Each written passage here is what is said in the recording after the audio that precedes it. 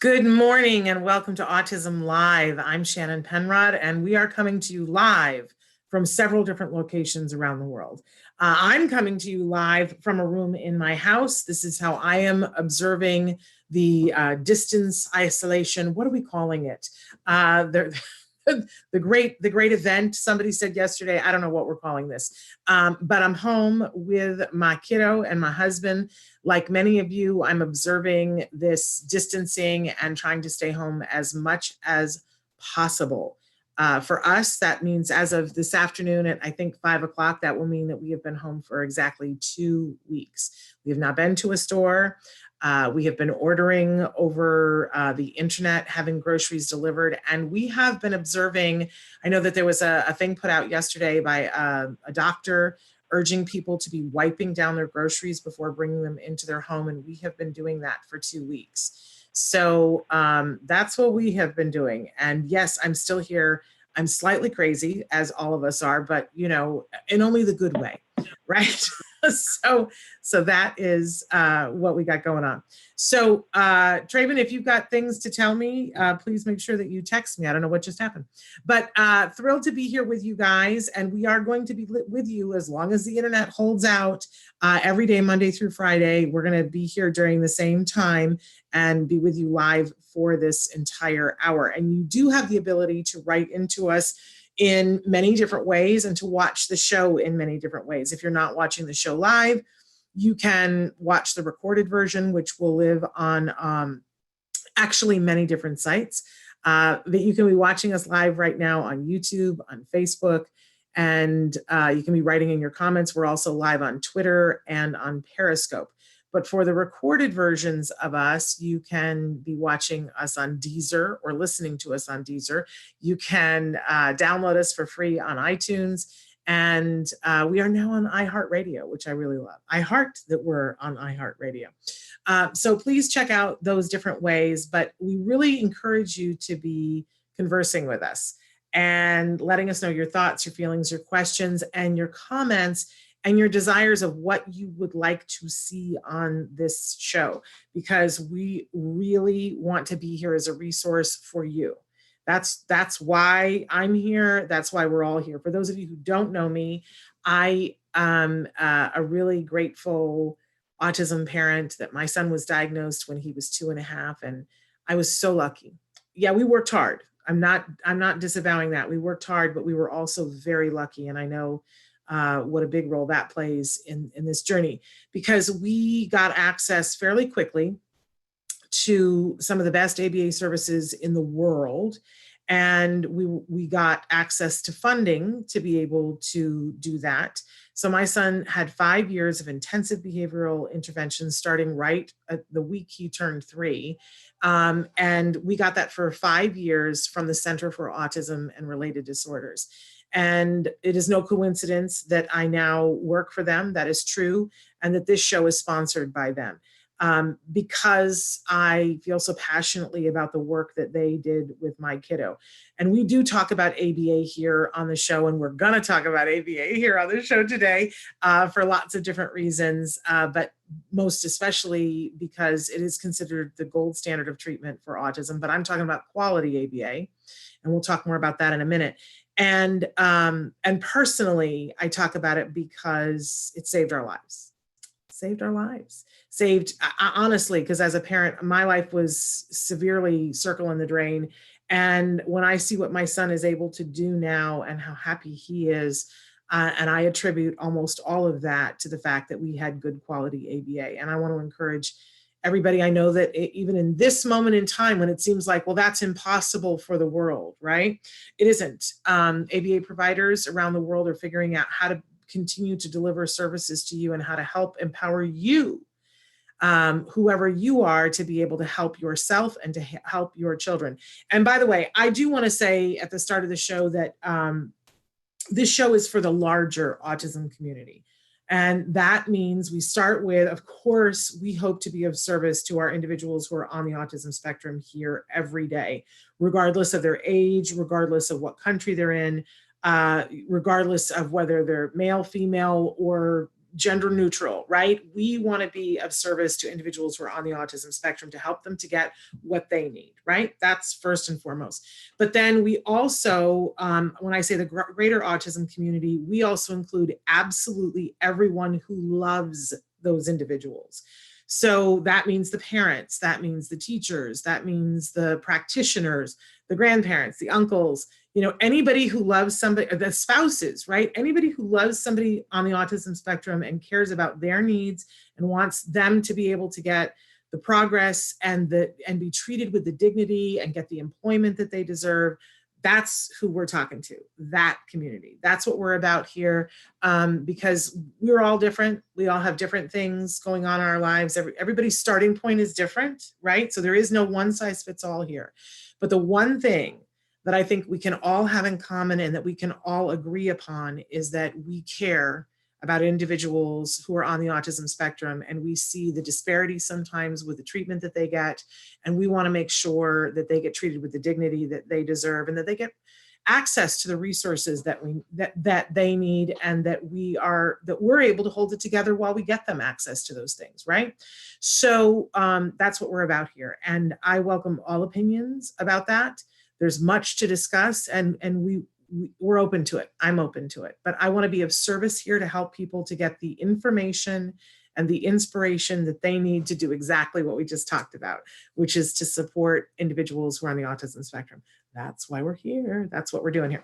Okay, so that's the mission. I'm glad you're here with us, because I know if you're here that you fit into that larger autism community, and welcome. We've got things to do, work to do, and healing to do for ourselves so that we can be of service. Yes? Okay, so write in, talk to me, tell me, you know, everything that's going on in your neck of the woods. I do like to say we have great experts for you here today that are going to be on the show. We're going to get to those in just a few minutes, but I always like to remind you at the start of the show that I am not an expert in the field of autism. Just to be clear, I've been covering autism in this sort of format for over a decade. So I've interviewed a lot of experts and a lot of individuals who are on the autism spectrum. That does not make me an expert. I want to be abundantly clear. It does mean that I have what I consider an informed opinion, and I'm always happy to share that, but let's take that with a ginormous grain of salt, right? That is just my opinion. Right? But I have experts here for you that are actual experts, which is a very cool thing.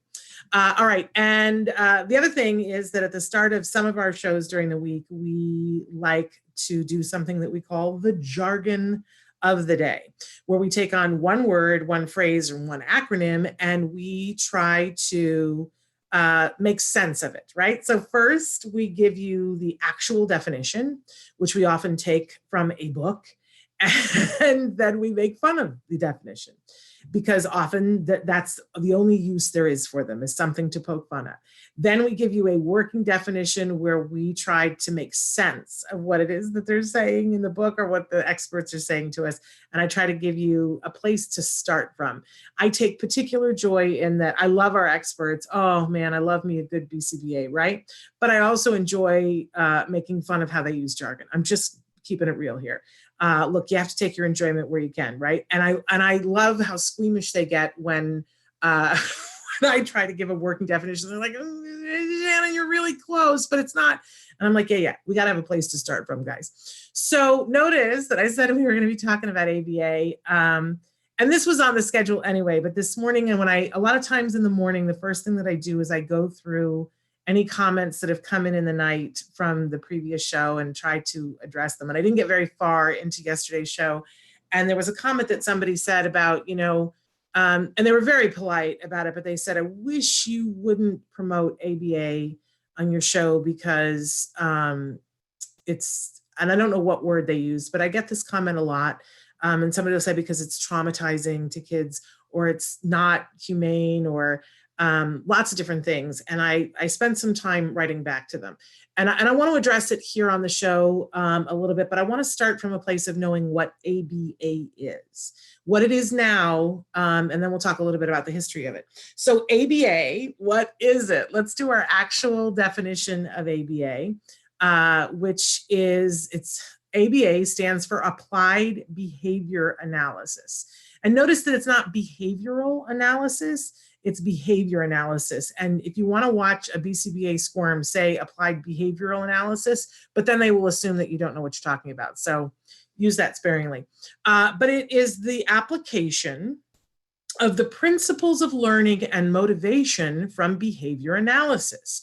It employs procedures and technology derived from scientifically demonstrated principles of behavior to increase socially significant behaviors and decrease unwanted or inappropriate behaviors.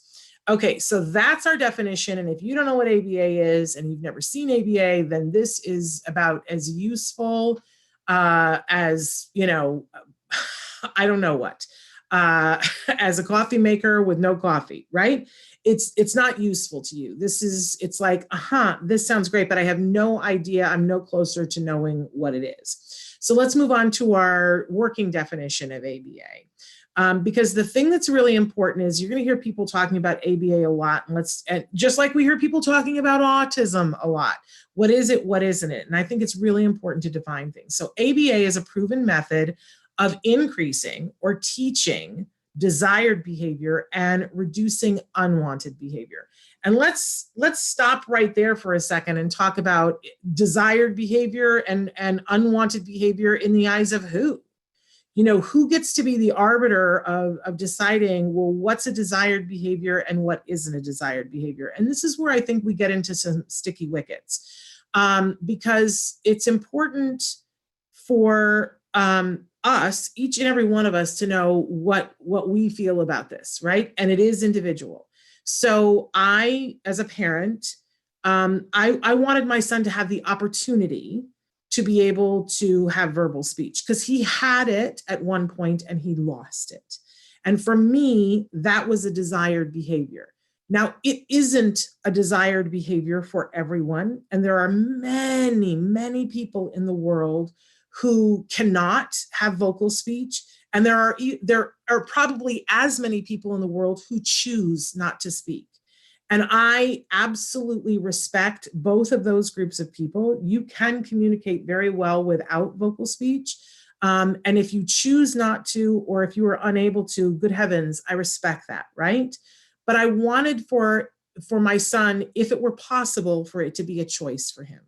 I just want to be honest about that. I knew going in to ABA that it was possible that it wouldn't be a choice for him. But I wanted as much as possible for it to, if it were possible, for it to be a choice for him. And is that selfish? Probably. Very likely, probably.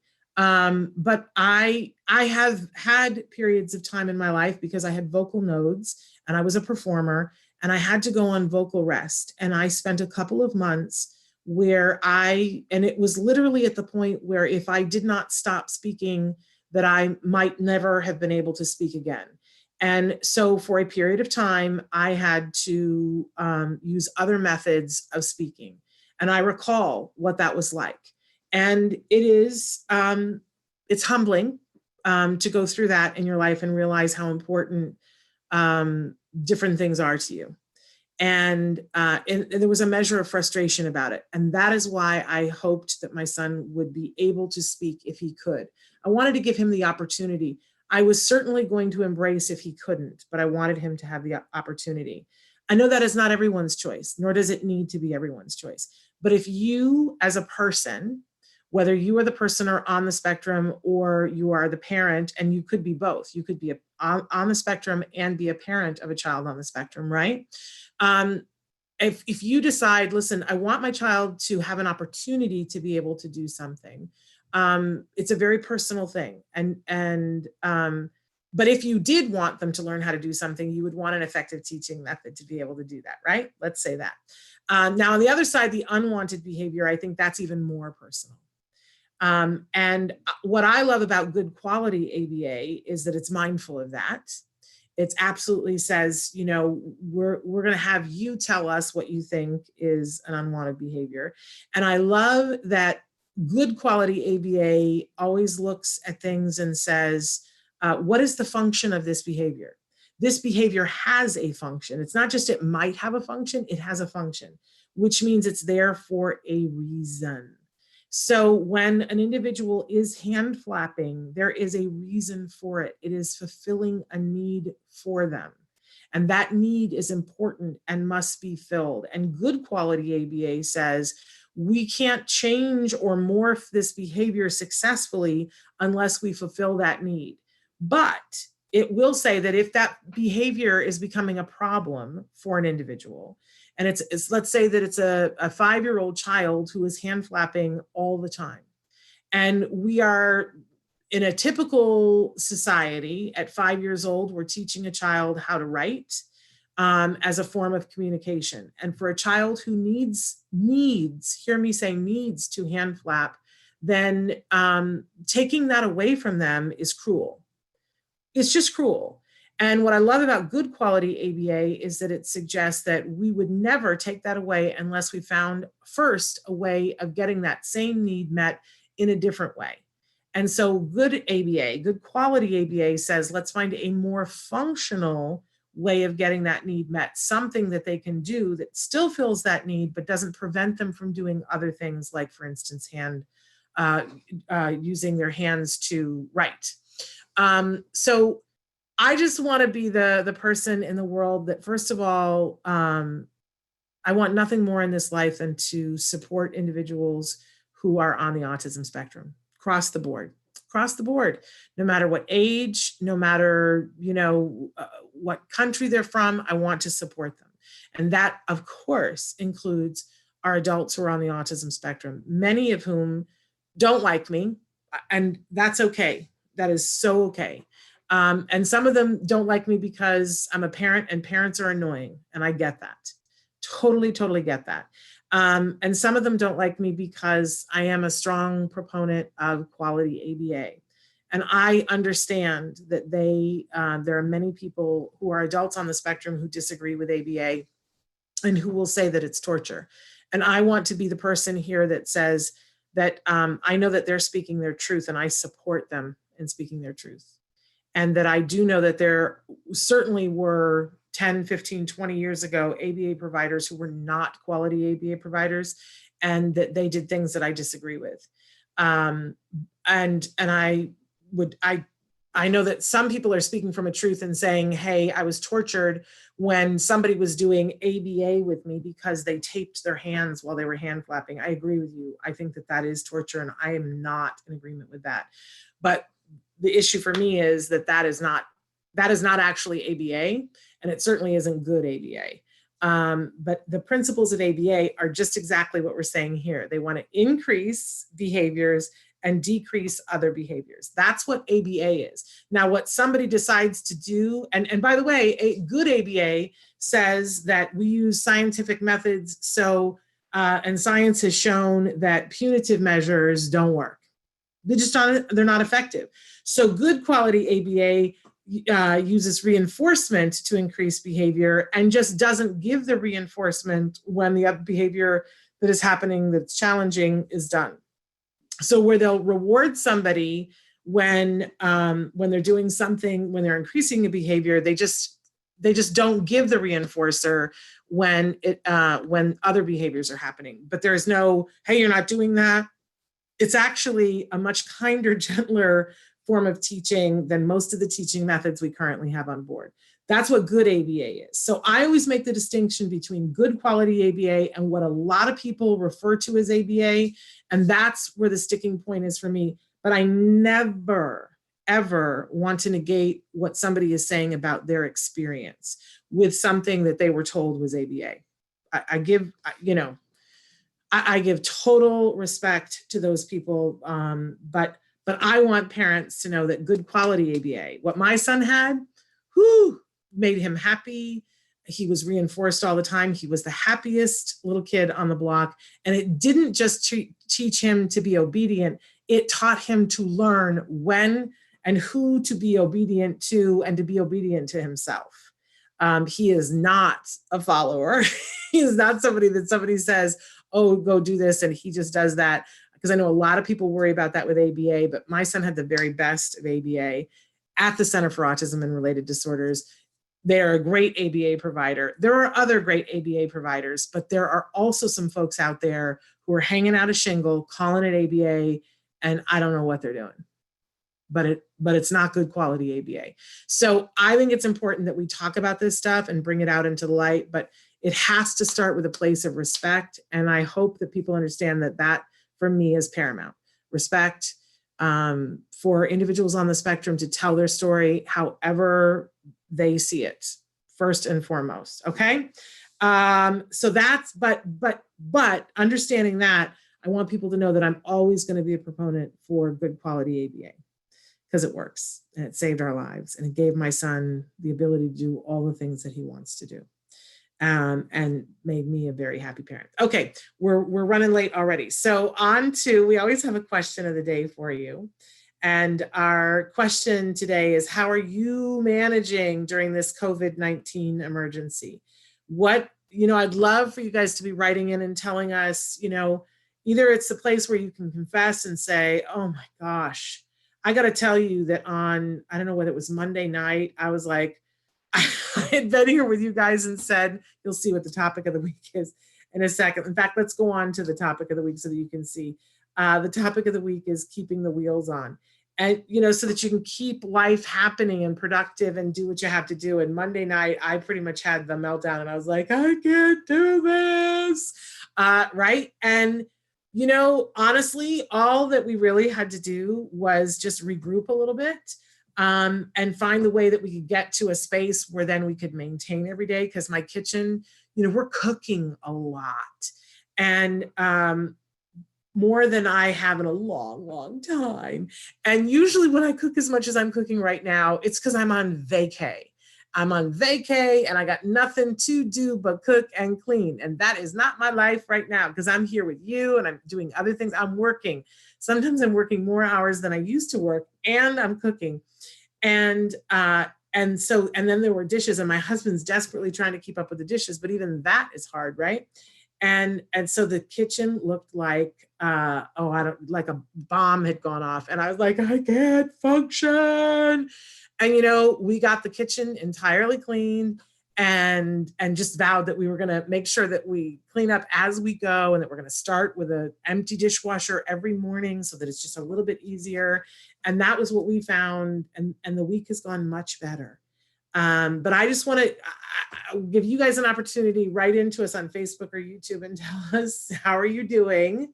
And maybe, tell a little bit on yourself, like I just did, that the kitchen got way out of control. What are you doing to keep the wheels on? And what's the biggest challenge for you right now? Like what's really the hardest? Because maybe, the hive mind here, we can all put our heads together and come up with a way to help you to figure out something to do. For me, it was just simply, it was like, stop everything. Let's put some music on and let's get the kitchen cleaned, and do that as a family. And it really didn't take long. I think it was less than 40 minutes, because there were pots and pans with stuff stuck on them, and you know what I mean? But we got it done. We got it done, and the week has gone so much better. And when I think about how distressed I was feeling on Monday night, and how little of effort it took to right the ship, you know what I'm saying? But it's so easy to have things pile up, right? Ooh, I know I'm preaching to the choir here. So we're going to try to address some of the things, but now I've gone on too long about ABA. But we've got a great show for you. And I've got two great experts who are standing by, one who's been waiting diligently. Our first guest is, and I'm going to slaughter her name, Dr. Sailaja Golla. She's a pediatric neurologist and an autism expert. And so she's going to be talking with us in just a second about some of the things that we need to know about COVID-19 and the effect it's having on our kids. Just, the stress and the anxiety of it, not even talking about, the unthinkable should your child test positive for COVID-19.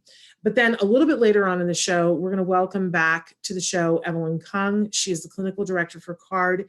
She's going to be answering questions from you guys. We had questions that came in late yesterday with Ask Dr. Doreen. We're going to try to get to all of those and more. So you guys can be writing in your questions right now. We'll try to get to as many as we can. I don't want to waste a whole lot of time. And normally we go to a commercial. We don't have commercials right now. See, we're coming to you commercial free. But can I just say this though, in terms of a couple of commercials, really quickly, verbally. First of all, the skills folks want you to know that because Skills has merged with IBT, they were separate companies and now they've merged together.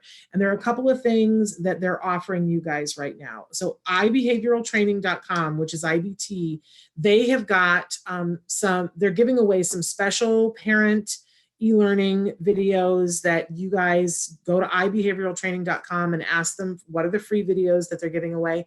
And then they're daily going to be releasing information specifically designed for this emergency, like things to do, teaching tips, things to do. And my understanding is that those are free as well. So ibehavioraltraining.com. And they are also offering a discount on Skills. If you want to sign up for Skills right now, it's cheaper than it's ever been before. So head over to skillsforautism.com to talk to them about that. Now, I also want to say that Sucho, who's one of our favorite experts on the show, who also, she's our resident expert on a couple of different things. She's the one that does the yoga with my son in that segment that we show. So she is a yoga expert, but she's also a wonderful expert, autism expert, and she specializes in a couple of different things, but one of them is functional communication for our kiddos who don't have vocal speech for whatever reason. And the other day, somebody had written in and said, what do you recommend for a child for an AUG device, what do you recommend? And I had said Prolo Quo 2, because my understanding was that that was what Sue recommended. And she said to me, no, the one that I recommend right now is Touch Chat. And so she messaged me last night and said, once a year, they make Touch Chat half price. And it's half price now until the 30th, but they're very, so buy it by the 29th, right? Because the 30th, it's over. So if you want to Touch Chat, it's normally $149, and I guess it's 70 some odd right now. And so I encourage you, if you need something to go on the iPad for communication, Touch Chat, get it now. It's half price, which is a truly wonderful thing. Okay, there are my commercials. See how that worked out? Okay, so I want to welcome Dr. Golla to the show right now. She's been patiently waiting. There she is. And don't you look stunning? You look absolutely beautiful. What's that about? A gorgeous pediatric neurologist. That's craziness. And wonderful to have you here. And thrilled to have, let's talk a little bit first. Tell them about you. Tell our viewers about you and what it is that you do, because you're amazing.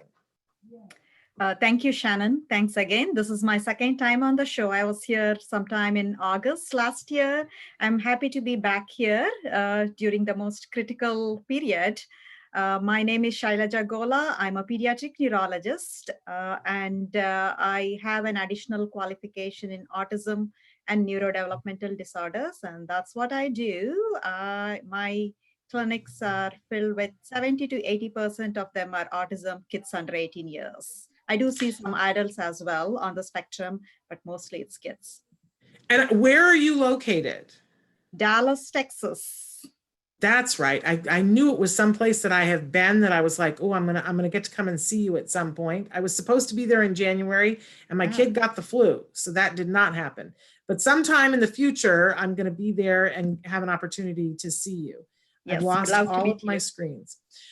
So Dr. Golla, a very interesting time that we live in, and I can't get any of my documents to work, but I know that there are some very specific things that you wanted to talk to us about to help us with our kiddos right now with this COVID-19 emergency. What can you share with us? This is a very critical period, a lot of questions. How do we deal with autism kids, specifically when the schools are closed, they're home, no access to much of therapies. And Shannon, you were just talking about ABA and emphasizing the importance. Yes, having a good therapist does play. A lot of our kids do get ABA like full time, especially the younger age group. And this is really tough, not just on autism community and the patients, but also on the caretakers. They are strongly affected. What do we do? How do we keep them in the routine? Because they're so much used to the routine, and how do we get through? But most importantly, I think I would like to cover from a medical perspective what we need to be aware or be extra cautious, specifically with kids and autism kids. One strong thing I recommend is hand washing, which is about 20 seconds. And I do tell my kids specifically, hey, how do we have them wash their hands for 20 seconds? They can sing a song like a happy birthday song or a twinkle twinkle song, and mom can sing with them. It's very important. And some of our kids have these odd repetitive behaviors like either flapping, spinning, or touching the face often. So it's very important to avoid that. I know we can't put gloves all the time, but if they can wash and sanitize their hands, and maybe on those kids who are used to having those stereotypes of face touching, maybe having gloves on them would be beneficial as well. I also want to stretch the fact that I know we are not able to see the kids face to face or access to providers face to face. But a lot of us, including doctors, therapists, have access to what is called as televisits. And I think the government just passed the rule that you could do interstate visits. So for example, I can see a kid from California through a televisit. Through the video conferencing, and the insurance will be covered and we can take care of it. So there is access to providers, not just within your state, but also throughout the country through this crisis. And Dr. Golla, and I'm not saying it right. I say it Golla? Golla, you got it perfect. That's good. Okay. So to some extent, we had telehealth before. In some states and in some circumstances, but my understanding and along with what you were just saying is that the things that were preventing us from doing it widely, that a lot of those just have been waved out of the way now, right? So that there's more telehealth than ever before. So for instance, you were saying that you are able to talk to somebody in California. So if a parent is watching and saying, hey, wow, I've never had the opportunity to take advantage of this before, how would they contact you? What would they do to start telehealth with you during this time? Yes, they just need to call my office and we'll help them set it up. They need to have access to internet or email. And if they don't have that, we can still do it via regular phone. So there's multiple avenues and multiple ways to do it. And most insurances, including Medicaid, is now covered, and there is no interstate restrictions at all. That's pretty amazing. So what is the number for your office, if you don't mind my asking? Yes, definitely. I work for Texas Institute for Neurological Disorders. And I will also share my website with you. And the number is... whenever you're ready, can I go ahead? Yeah, and you can go ahead and tell us. Yes, it's 1-844-754-8463. Yeah, 754-8463. 8463. 844, and I'm just typing it in as well and sending it right over to you. Okay, but I think I've got 844-754-8463. Is that correct? 8643. 8643. See, you can see I'm slightly dyslexic with numbers. Okay, I've got that written down. And hopefully, so again, 844-754-8643 for those of you who wanted to reach out to her during this time and to do telehealth. Telehealth is something that, you know, we just in the last couple of years have seen the rise of this, and it's been helping so many families that are in faraway areas, and more people were using this. Parents were finding this was a little bit easier to do some telehealth things because, if you're at work and your child's at school and you're having to have an appointment that's necessary for your child and not having to drive, it's been a really beneficial thing. But the fact that the groundwork had been laid for this emergency, it's now become the mode that we all are relying on. So take advantage of it. This is an opportunity where you couldn't last week in some states reach out to the doctor and have a discussion about pediatric neurology. Now you can. And so let's take just a couple of minutes to talk about like what kinds of things you treat and that might be helpful during this emergency. Yes. So it's a little challenging. It is a little different from a face-to-face visit, but we could literally do most of the things we do on a face-to-face visit. So the family calls in, we set up an appointment, and hey, it could be a new patient or a follow-up for medications or whatnot. If it's follow-up, it's much easier. You know the kid from before, and you have established that rapport with them, and just adjusting the medications or ordering new tests, and it's as easy as that. But when it's a new child coming in for a new diagnosis or questions, it's a little more challenging, but it's not impossible at all.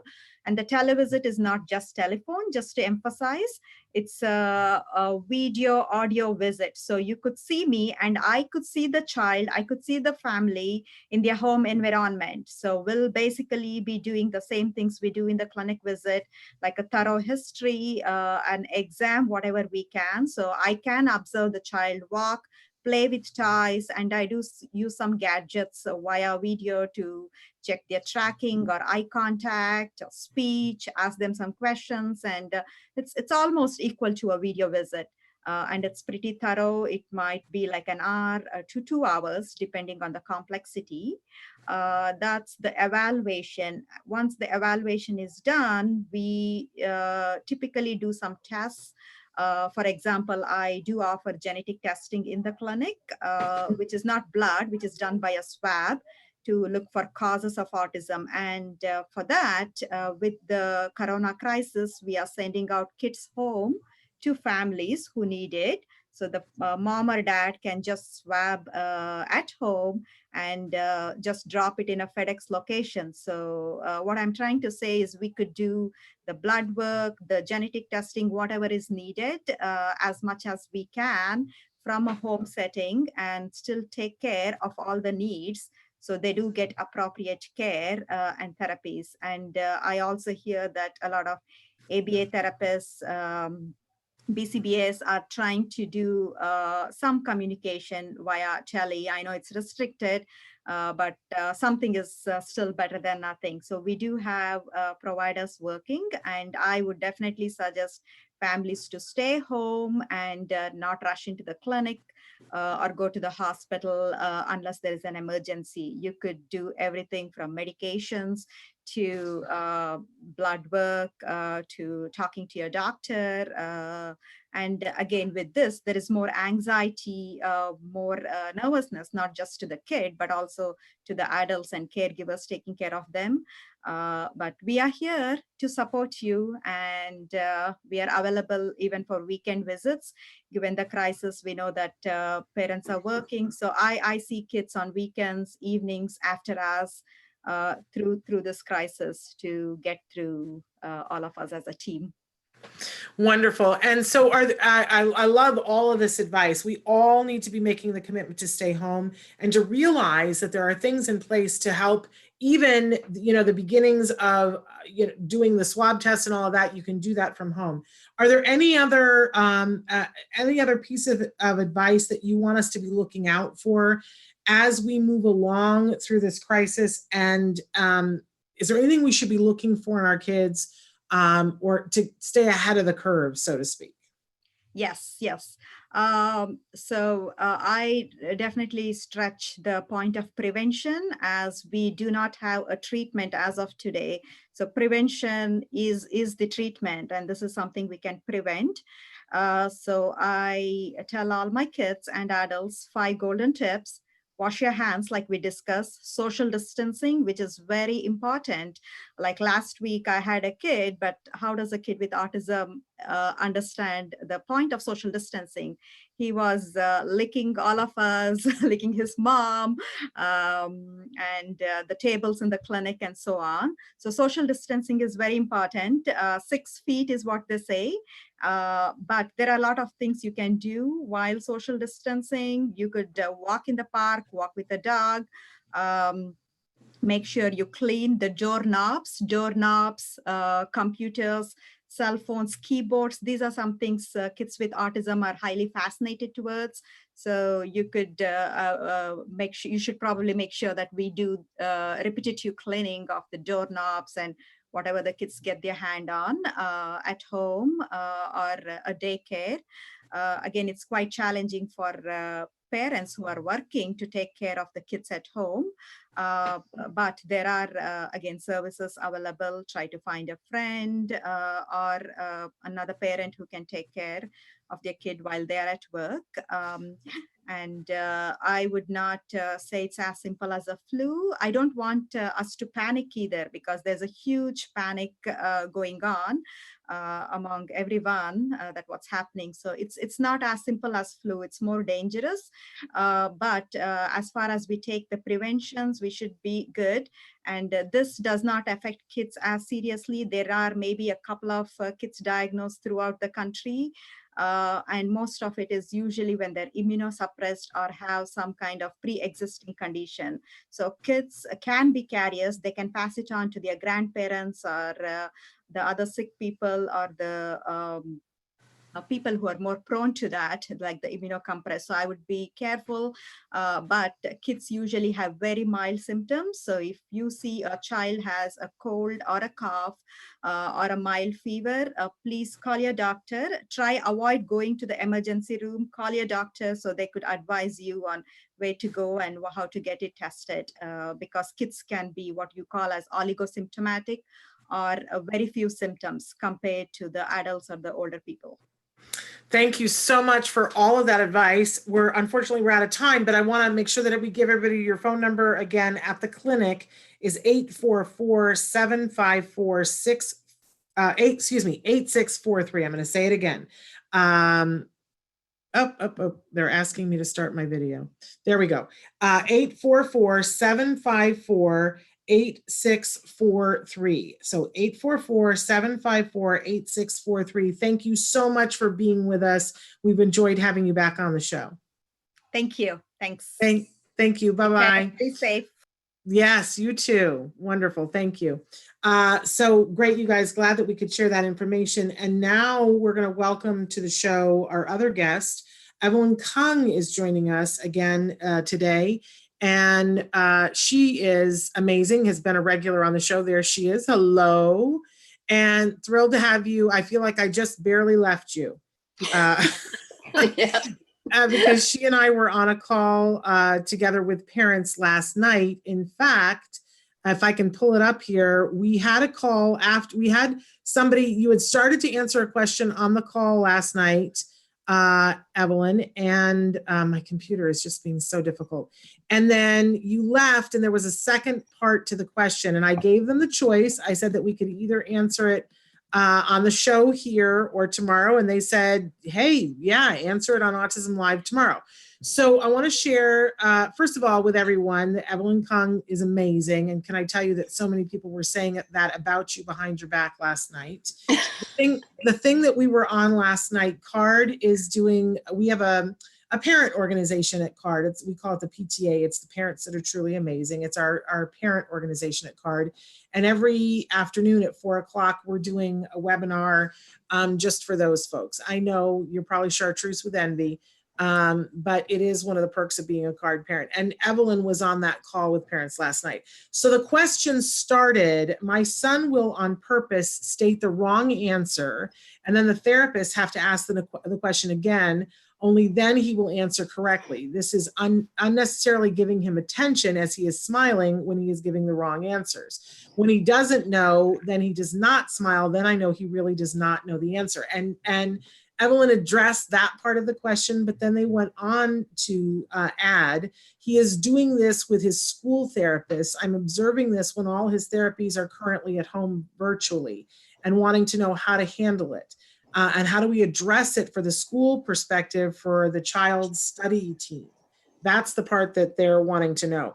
I think a lot of us are learning a lot of things that we didn't know about our kids because our kids were at school and nobody was telling us, right? So this parent is seeing this now with the schooling and wants some advice. How does he talk to the school team so that they will know what to do, Evelyn?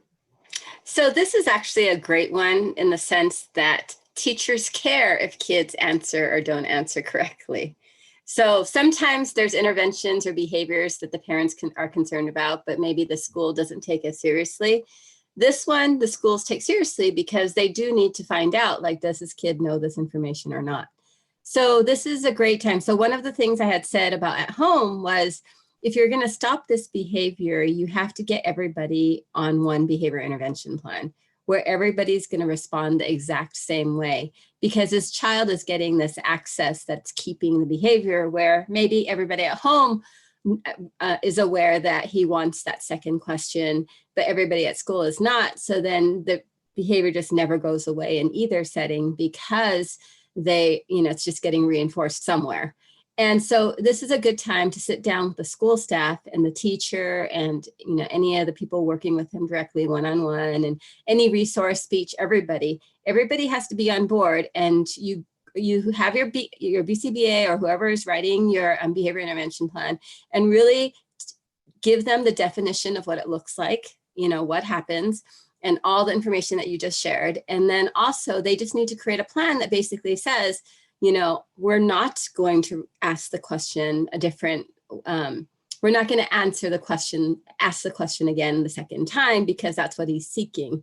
And so maybe what you're doing instead is moving on to the next question, or maybe going on and changing the form of the question that you're asking and still getting the same information. But it's going to require the child to work. And then when he does answer on the first try, the reinforcement for that first response needs to be much bigger than any other thing, because he has to know, this is what people want from me. They are much happier. They will give me a ton more attention. They will give me a lot of great things that I love if I answer on the first try. So that's, work with your BCBA, really sit there and plan it all out. You have to get everyone on the same page, though. It does not work if one person is answering intermittently, because if you want a behavior to stay around, all the research shows that that's the way to get the behavior to stay, is that intermittent reinforcement where it just happens once in a while. Okay, I am trying to get back to all of, I got, so my internet is just being weird for me today. So I definitely want to address, we've got a mom on YouTube today who is saying, potty training, please help me. Been trying since he was 2. He will be 4 in October. He is not diagnosed. She says, but I'm almost positive he is on the spectrum. I feel like I've tried everything. He does not even like sitting on the potty. The chat was giving her a little bit of trouble, but she says that he freaks and does not want to sit on the potty. I do want to say that we've got a video that's going to be coming out probably next week, where I've got 2 experts who go through the entire Fox and Asrin, so that will be available for you next week. But maybe Evelyn, if you want to give her a quick, because that's probably not till next week. That video is being edited right now. Well, I was going to say, if you've tried a lot, I actually need to find out what you have tried. And that's because that really matters. The Fox and Asrin method, it totally works. It's just that it takes longer for kids that have been able to escape previous potty training sessions. So it's like, oh, you've tried this before. You've made me sit here for days, and they get that. So that when you start to try it again, they will fight twice as hard, 5 times as hard, 100 times as hard, and they will wait you out.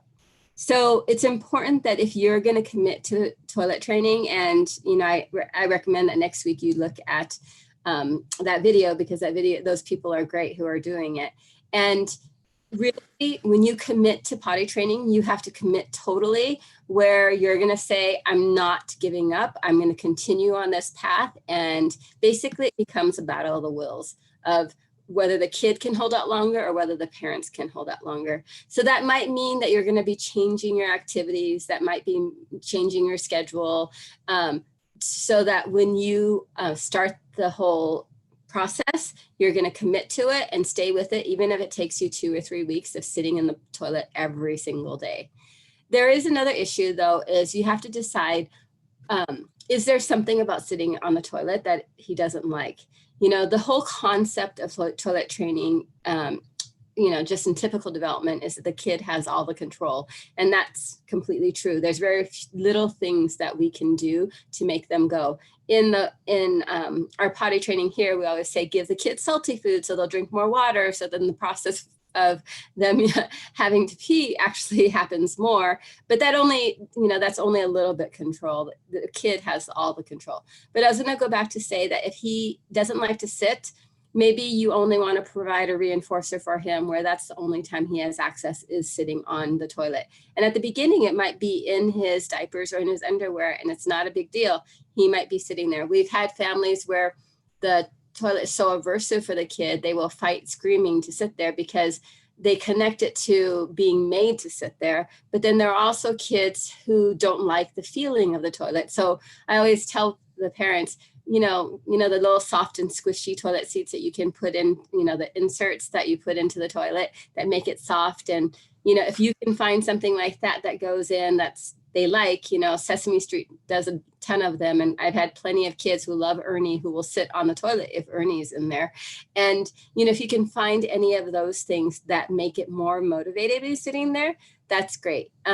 Many of our families, you know, our kids love devices or books or certain things like that. And we'll just say the only time they get access is if they're sitting on the toilet. And so there is that process of, hey, just sit here. We're not asking you to do anything, but just sit here and get used to it so that he starts to just acclimate that it's okay to sit. Then you know that you got past at least, you know, it's not the feeling or the sensory aspect of the toilet seat that is making him run. And then there's a lot of fun things that we've done. There's kids who, you know, we started cutting their diapers at the bottom. So they're sitting and, you know, slowly we're actually to the point of where we've cut the whole diaper, but maybe on the waist it's still on, but the rest of it is, and they're actually peeing and having bowel movements in the toilet. And actually, the first time it actually happens, they're in shock that it happens. And then it becomes kind of fun because it's a little cause and effect thing. But there's a lot of things that you can try and encourage you to really watch that video. That's great. Fox and Aspirin, it works. If you've tried really hard though, it's not gonna happen in 2 or 3 days or in a week. It's gonna be a lot longer if you've tried many, many times, because the kids know, oh, you guys tried this with me, you know, however long ago. And, you know, basically you did it for 7 days and I waited 7 days and fought and screamed 7 days. And eventually you stopped making me sit here.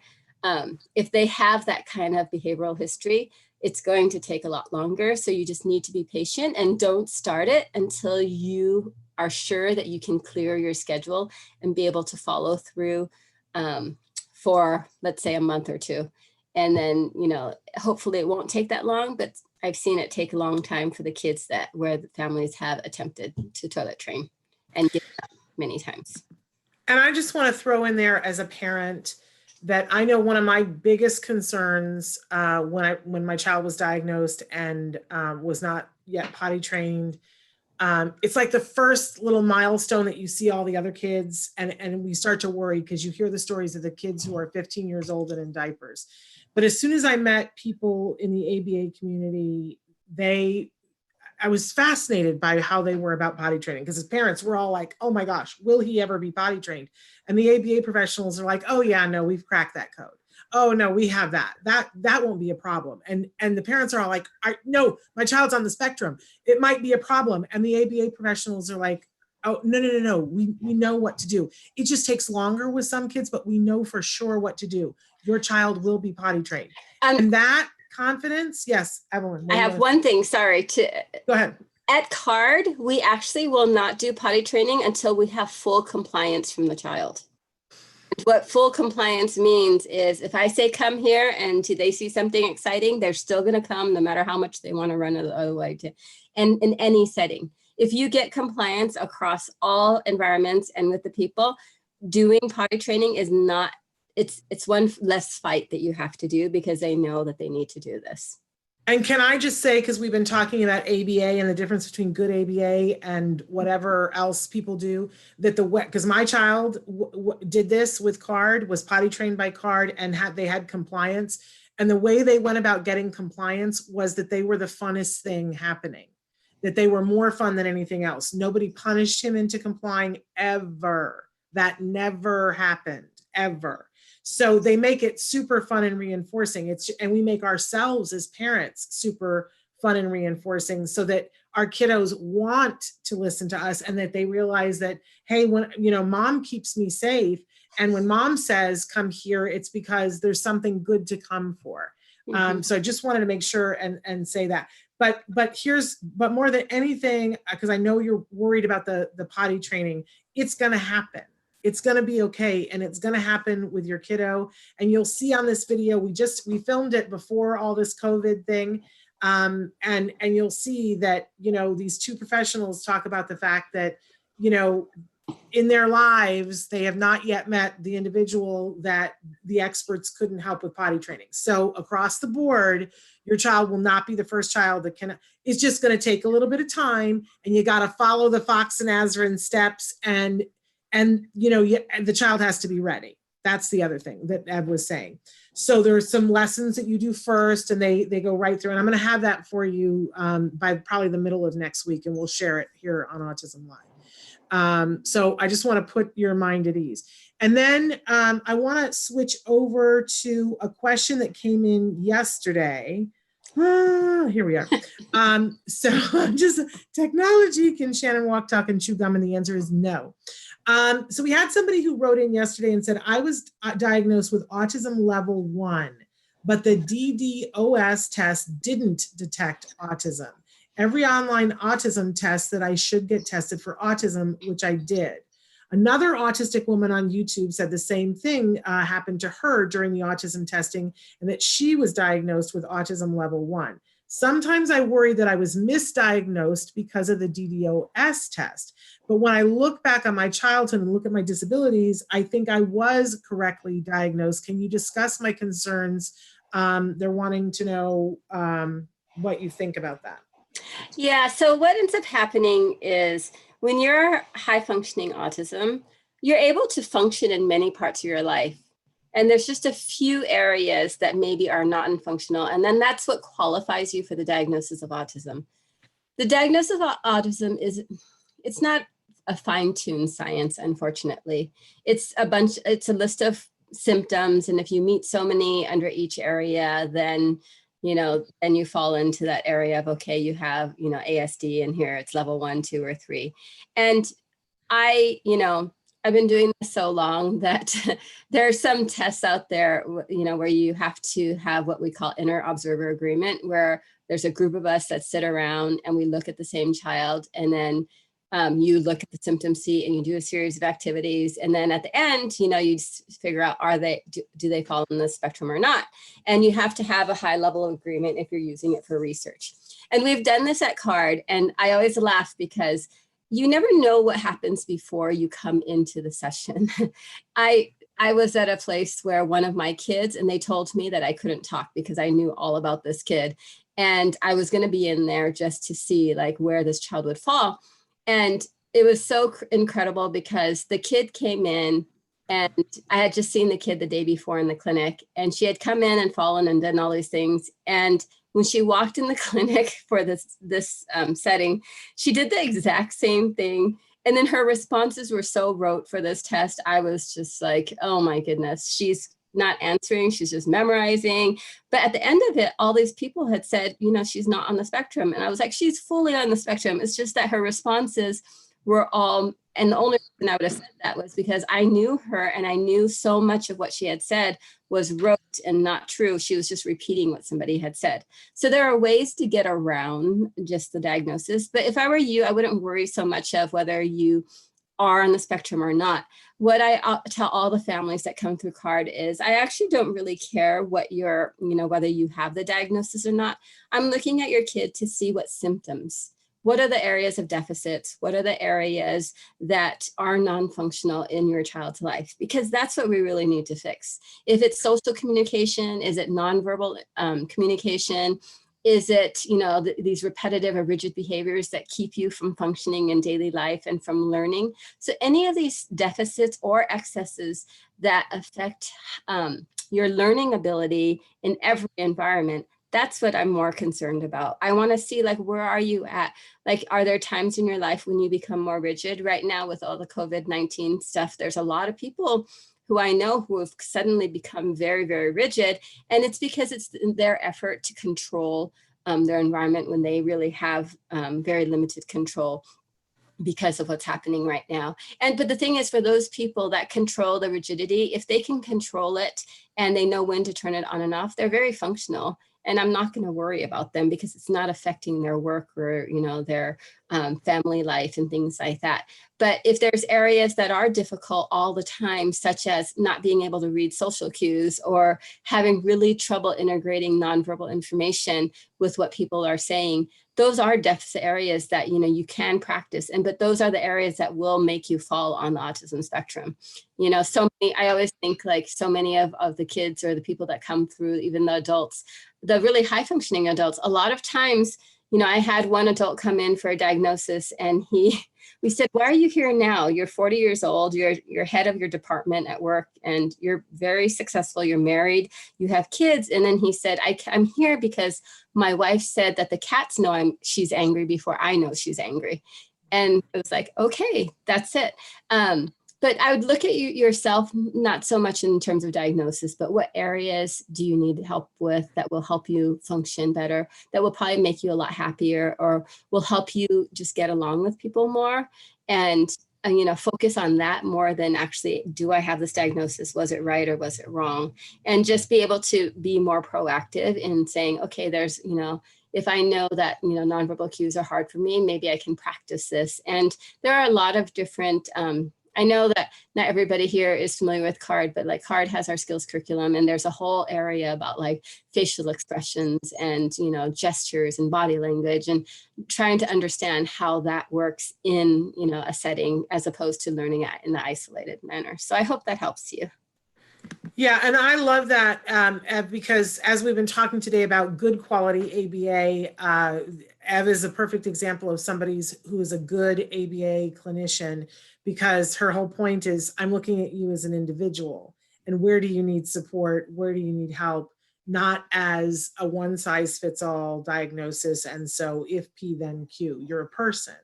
And we're all people, regardless of diagnosis or not diagnosis. We all have things that we're good at and things that we're not good at. And when we don't care about the thing we're not good about, then it doesn't matter. But if in some way it's impeding us, then we would all like an opportunity to get to be better, if it matters to us in the world that we're trying to move through.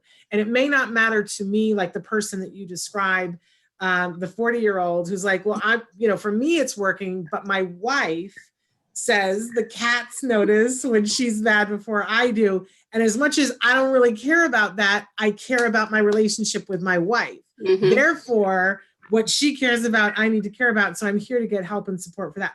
I think that's when I talked at the beginning of the show about it's important that all individuals with autism be treated with dignity, and that good ABA does that. That's what I was talking about. So Just wanted to point that out. Now we've got a mom and we're over time. I'm so sorry. And I promised you were going to be done at 11. Can you answer one more question? Okay. Do you have time? Okay. Yeah. So this mom says, my son stims. But with all these changes and no schools, he's been stimming almost uncontrollably, even as he's falling asleep. And here is something very interesting. And in his sleep, what tips can I do? And another parent had asked the same question, but said, are there any learning apps that might help? So, wow, that's a rough one, because I always say that if the kids are doing a certain behavior in their sleep, it's something else going on. It's not necessarily a self-stimulatory behavior, because their body there's no conscious, right? Their body is just engaging in this behavior. And actually, that's when I actually refer them to a neurologist and just say, hey, if you've never had a 3-day EEG, this is the time to do it. Because you find out, is your child getting good sleep? If they're moving or stimming or whatever it may be in their sleep, like there might be some other underlying concern. So go check it out. Be very, you might have trouble doing EEGs, but like if you have a good ABA provider, they can help shape the process, systematically desensitize to put, all those electrodes on and really help you through that process. I don't know if it is a self-stimulatory behavior, if they're doing it in their sleep, because I've had kids who have had certain behaviors, and usually when I've sent them on, something else is going on. And I'm not sure I would classify it as a self-stimulatory behavior, which is more automatic, and they're doing it because it feels good for some reason. But if he's doing it in his sleep, I'd think twice. I'd try the biomed taking care of it. And I'm going to let you go because I promised you you'd be done at 11. I'm going to stick around for a couple of minutes to just give definition of self-stimulatory behavior and talk a little bit about that. Sounds good. But thank you so much for being here last night and today. We appreciate you. Thank you so much. Bye. Okay, bye-bye. And that was the wonderful Evelyn Kung. She's the clinical director at CARD. So for those of you who are still watching, self-stimulatory behavior, which is we call it stimming, right? And that's short for self-stimulatory behavior, but that's kind of a misnomer too, because it implies that our kids are doing it to stimulate themselves. And in fact, sometimes the things that we call stimming, they're doing to calm themselves down, right? Which is the exact opposite of wanting to stimulate yourself. So the politically correct term for it is automatically reinforced behavior, which means that whatever the behavior is, the paycheck is on the inside. That, the executive who clicks his pen is not doing it for you, and they're not doing it for an audience. They're doing it because it helps them to focus. It helps to, quiet the other things in their mind so that they can focus on the task, and it helps them to think, right? We all engage in automatic reinforcing behavior across the board, absolutely, regardless of diagnosis, regardless of age. We all physically do things to help ourselves, to calm us, to help us to stay focused. All of us do these things. So we never want to say that across the board we want to stop it ever, right? But it's important that it not get in the way of everything else that we need to do. So, but I think the distinction that Evelyn was making is that we do it usually when we are awake because it is in some way helping us. So where it comes into question is the child that's doing it in their sleep. If they're still doing it in their sleep, is it actually something that is connected to their conscious mind? Now, I will say that I used to be a smoker. And I know, shocking, because I'm the last person who would smoking, and I'm one of those militant ex-smokers. I can't be in a room with people who are smoking.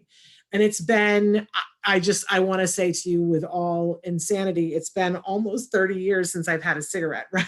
That's crazy. That's a long period of time. Still, when I am stressed in my sleep, sometimes I will dream about smoking and my fingers will be in this position when I wake up because I'm dreaming about smoking. So that might, it could be that that's what your child is doing. But I think what Evelyn is saying, suggesting, oh, look, we have our neurologist back with us. We could actually, are you there, Dr. Golla? Because I have a question for you if you're there.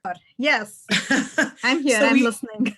So we had this question about a child who is engaging in a stim, but it's happening in their sleep. And the recommendation was to see a neurologist. Do you want to talk about this behavior?